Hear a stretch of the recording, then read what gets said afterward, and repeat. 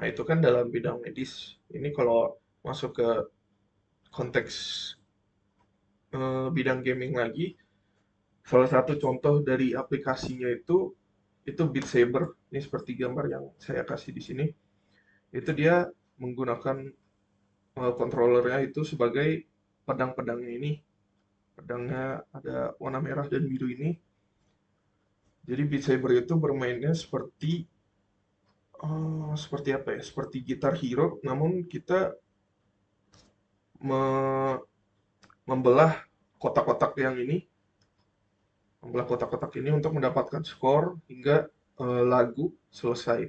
Jadi kita memainkan satu lagu, misalkan lagu World's Smallest Violin, dia akan menciptakan eh, box-box ini, box-box random ini, dan kita harus eh, membelah membelah si kotak-kotak ini untuk mendapatkan skor hingga akhir.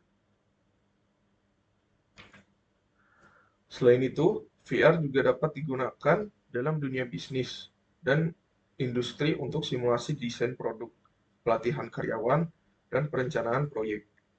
Pariwisata virtual adalah aplikasi lain yang memungkinkan pengguna untuk menjelajahi lokasi-lokasi wisata tanpa harus pergi ke tempat tersebut secara fisik.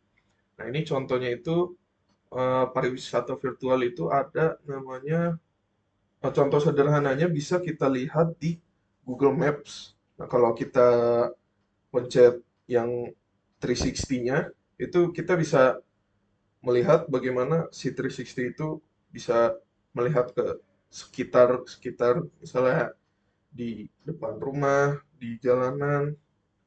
Nah, itu kalau memakai headset VR lagi, itu pasti akan lebih terasa lagi.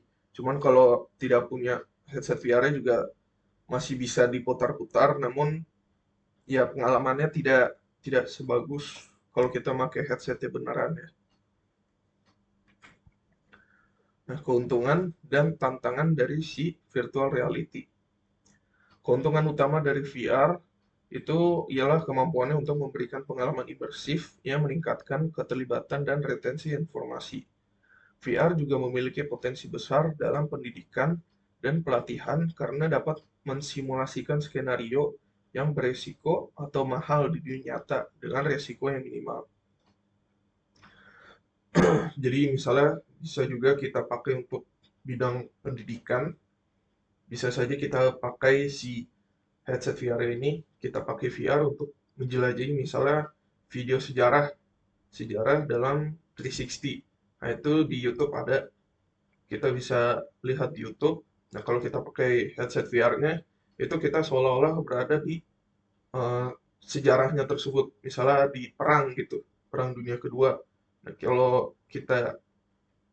kita pakai headsetnya, nah itu seakan-akan kita ada di sekitaran saat sedang terjadi perang dunia kedua.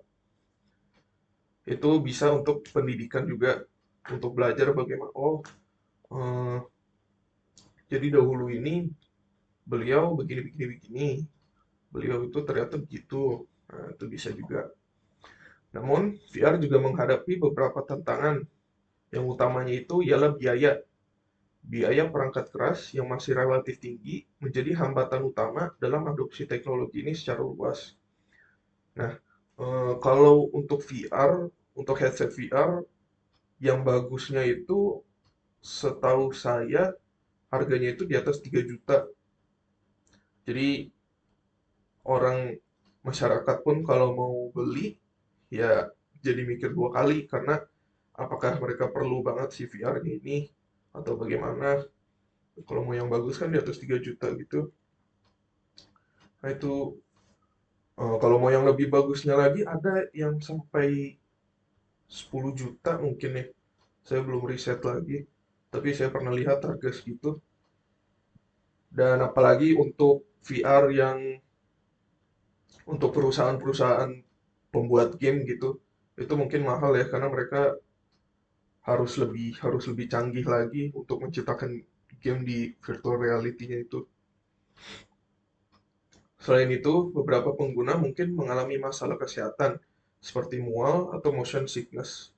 Nah, ini mereka biasanya mengalami motion sickness ini ketika mereka pertama kali menggunakan si VR-nya ini, karena mereka tidak terbiasa dengan eh, kit- mereka tidak terbiasa dengan dunia virtual, dan ini pertama kalinya mereka masuk, seakan-akan masuk ke dalam dunianya itu. Kalau mereka menggunakannya agak lama, mungkin akan terjadi motion sickness.